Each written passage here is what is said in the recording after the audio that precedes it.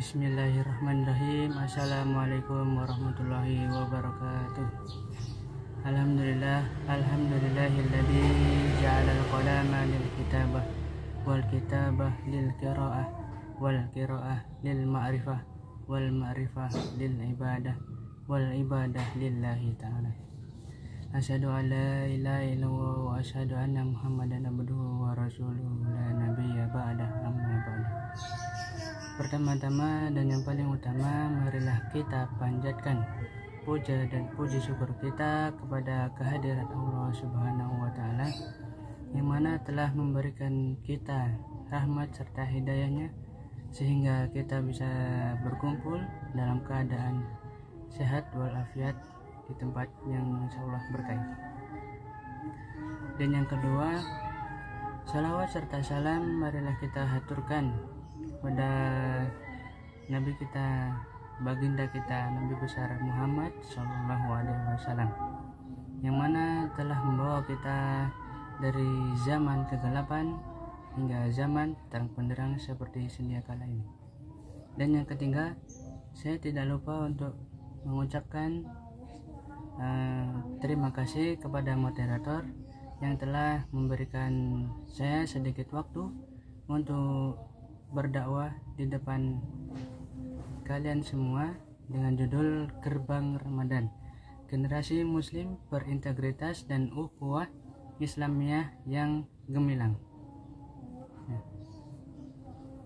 Saya di sini menyampaikan 4 hal yang berkaitan dengan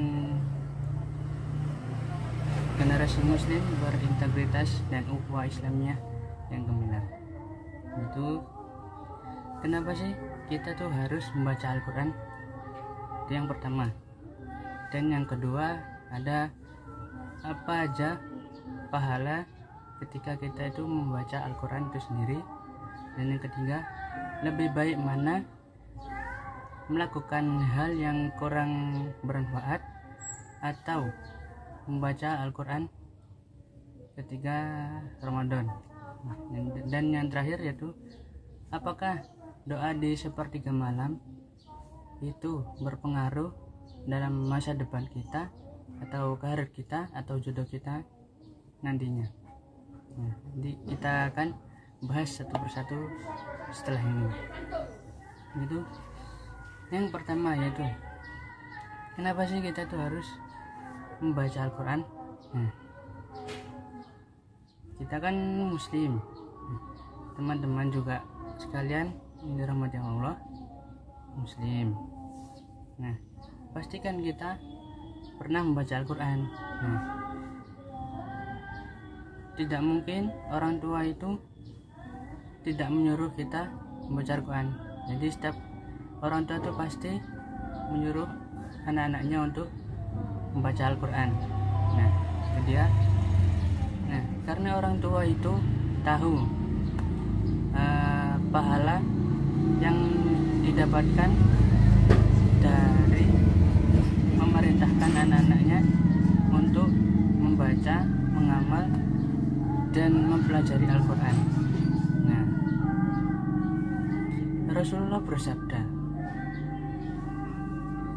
barang siapa yang mengajarkan, membaca, mengamalkan Al-Quran, niscaya akan dipakaikan mahkota. Nah, mahkotanya itu terbuat dari cahaya. Nah, cahayanya itu seperti matahari. Nah, terus dan kedua orang tuanya itu dipakaikan jubah, yang dimana jubah itu tidak dapat dimiliki di dunia. Jadi limited edition. Nah, itu dia. Terus orang tuanya berkata, kenapa kita dipakaikan jubah? Karena kalian adalah yang memerintahkan anak-anak kalian untuk mengamalkan, mengajarkan Al-Quran. Nah, itu dia. Dan yang kedua yaitu ganjaran, pahala yang didapat. Jadi pahala yang didapat ketika kalian semua membaca Al-Quran yaitu 10 pahala. Jadi 10 pahala ini didapatkan ketika membaca Al-Quran satu huruf. Nah, Man qara'a harfan min kitabillahi falahu hasanatun wal hasanatu bi asri amsalha. La aqulu alif lam mim harfun walakin alifun harfun lamun harfun mimun harfun. Jadi Rasulullah itu berkata, Allah itu berfirman, barang siapa yang membaca Al-Quran maka akan mendapatkan pahala. Jadi pahalanya itu ada 10 kebaikan.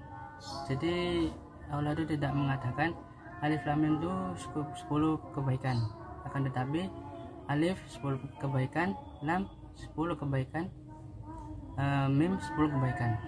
Nah, apabila kalian membacakan Al-Quran, membaca Al-Quran 1 halaman, 2 halaman, 2 halaman, 4 lembar, 1 juz, kalian akan mendapatkan pahala yang lebih banyak lagi, khususnya di Ramadan ini.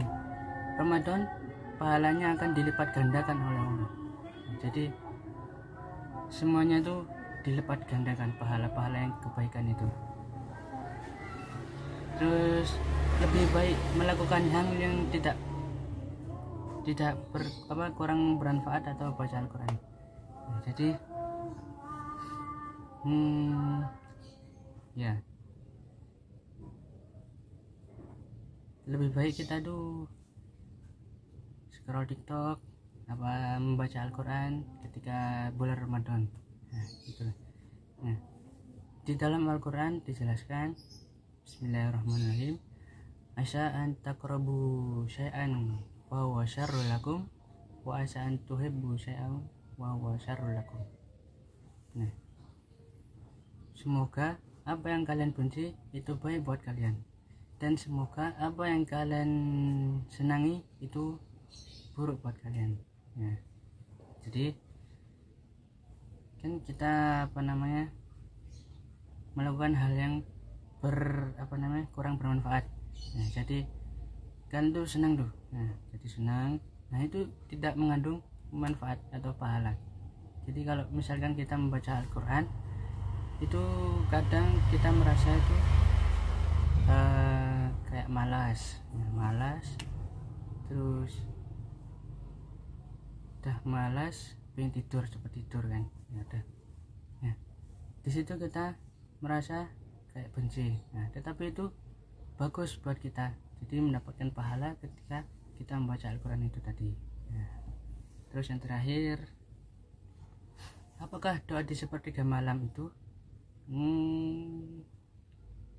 sepertiga malam Lailatul Qadar berpengaruh di masa depan? Nah, sangat berpengaruh teman-teman. Jadi doa malam Lailatul Qadar itu salah satu doa yang sungguh-sungguh dikabulkan oleh Allah Subhanahu wa Ta'ala. Nah, jadi ketika malam ganjil 10 terakhir bulan puasa itu kalian melakukan sholat sunnah Ramadan. Nah, Lailatul Qadar itu tadi. Terus saya punya cerita, yaitu saya pernah mengalami sendiri ketika di pondok itu saya melakukan sholat sunnah malam Lailatul Qadar. Nah, jadi ketika saya mendaftar, saya berdoa ingin mendaftar ke Universitas Negeri Sunan Ampel. Nah, saya inginkan itu sudah belajar bahasa Arab, terus semuanya itu sudah saya pelajari. Nah, ketika saya sudah berusaha, nah itu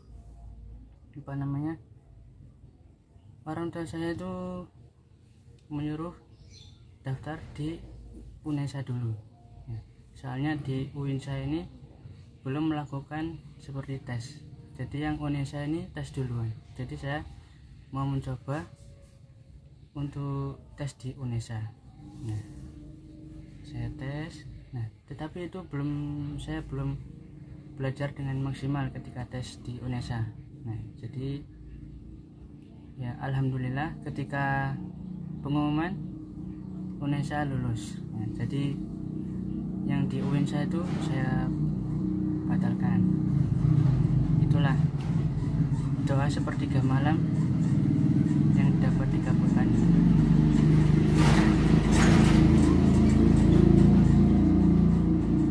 Ya, demikian yang saya sampaikan, kurang lebihnya mohon maaf. Nah, berdirinya saya di sini tidak hanya ingin menjadi juara, tetapi berdirinya saya di sini untuk mengajak kalian